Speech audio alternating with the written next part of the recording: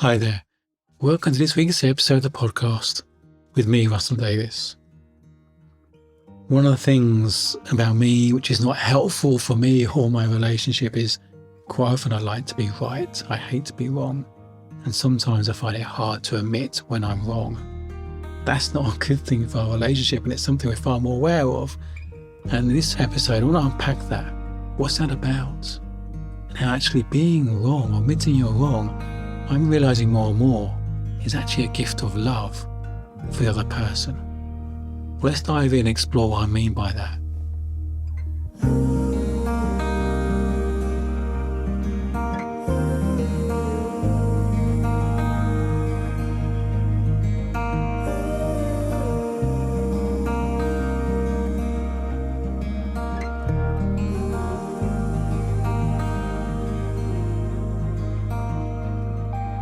Something that comes up with my clients quite frequently, which I absolutely resonate with, is an idea that part of me really does not like to be wrong.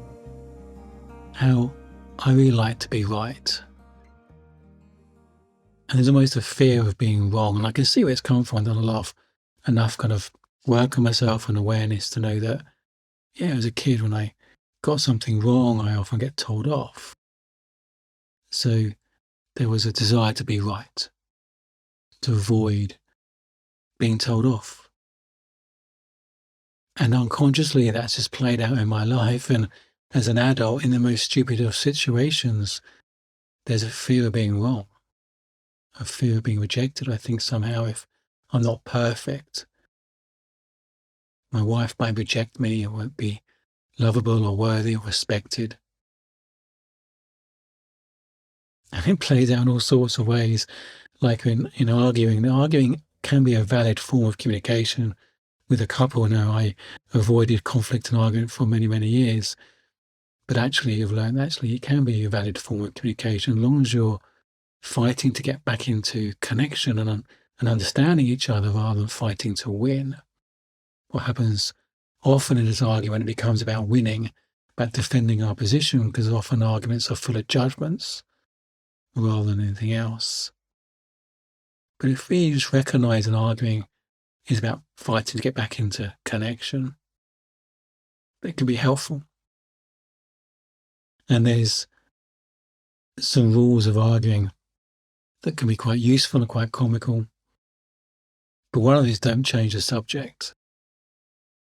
And I think I can be quite masterful at, I think I'm losing an argument to try and steer it onto more safer ground for me, onto a more subject I think I can win. But it's really not helpful. Really not helpful. And I think we grow up, especially in my era, grew up in a school education system is about judgment. Seeing the red pen of a cross in your book, or kind of see me, which meant you really just got something wrong. And it came across as a negative thing of judgment. And why can't mistakes be celebrated? You get something wrong, we learn something. We get something wrong, our brain physically grows. Google as a company celebrate mistakes. They know if you're not making mistakes, you're not pushing the boundaries. You're not learning and growing. And my son at the school, when they had the purple pen of progress, I love that. So rather than a red pen, crossing out, giving you a cross if you got something wrong, it was a purple pen and a comment of guidance. I love that purple pen of progress, seeing when you make a mistake or get something wrong, it's an opportunity for progress, for learning. How there's no such thing as failure, it's just learning, it's just feedback. I'm talking to friends about this, the idea about being wrong and not wanting to be wrong because I like to be right. With a situation where my wife and I talked about a DIY job she was doing, and she wanted to do a particular painting technique, and she wasn't sure how to do it, and she thought I might have to start again on what she'd done. And I was in my mind thinking, you can repair that, you can fix that, you just need to do this and this. And She didn't think it was possible. So I just showed her, I said, "Look, how about this?" And I just showed her with a little section. And she was quite adamant, no, no, it's not, won't work, it won't work, it won't work. And I showed her, and her face just softened, and she smiled and began laughing. She goes, "Oh, I hate it when that happens." It's like, I hate it when you're right, kind of thing. And just was admitting that she was wrong. And it was a beautiful, tender, touching moment. And it really struck me.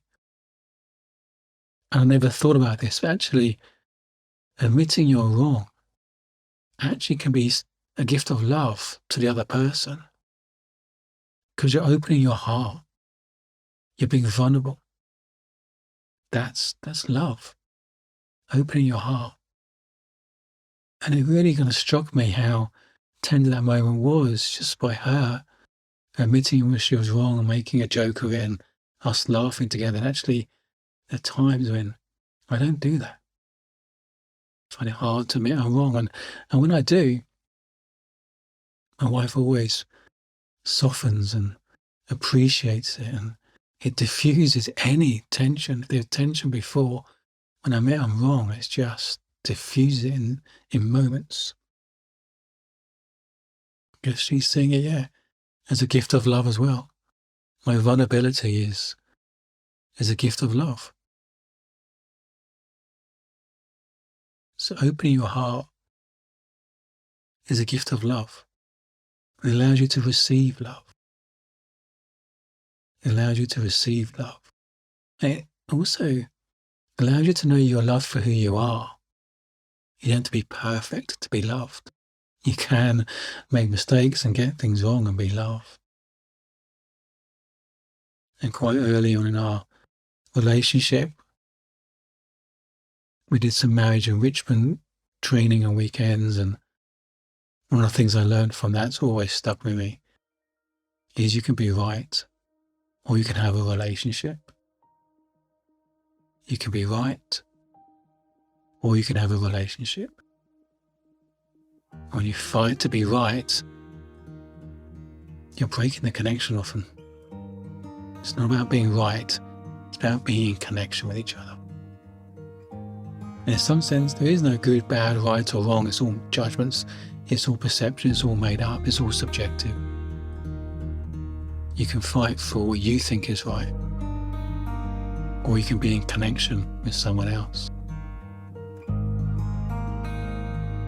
You can be right, or you can be in a relationship. Loving you.